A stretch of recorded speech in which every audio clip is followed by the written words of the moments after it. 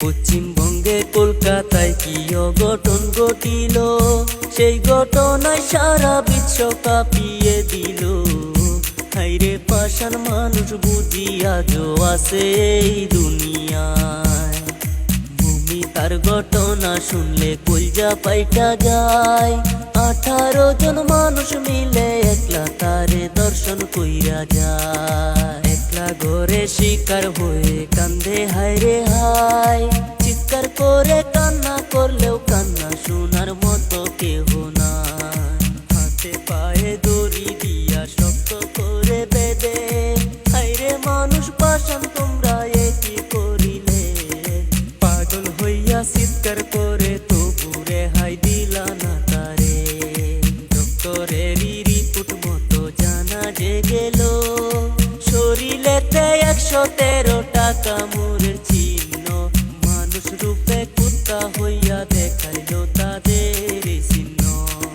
মায়ের বুকটা খালি কইরা নীলা যে কেরে, এখন মায়ের চোখের জলে সাগর যাইবে সে।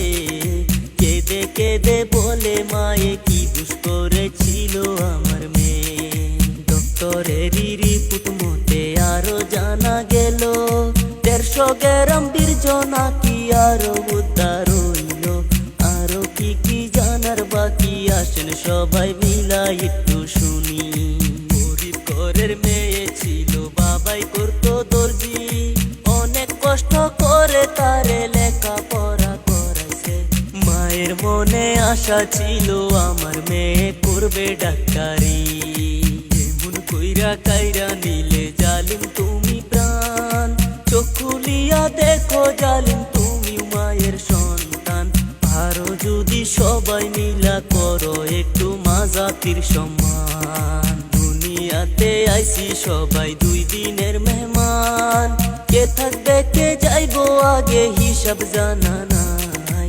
আসেন সবাই সময় থাকতে ভালো কিছু কাম কইরা যায়। এই মুহূর্তে খবর এলো একজন ধরা পড়লো, বাকি 17 জন আছে তাদের ক্ষমা নাই। আপনাদের মতামত কি কমেন্ট কইরা একটু বইলা যান। ভিডিওটা দেখার জন্য ধন্যবাদ জানাই। পারেন যদি শেয়ার কইরা সবাইকে জানান। আজকের মতো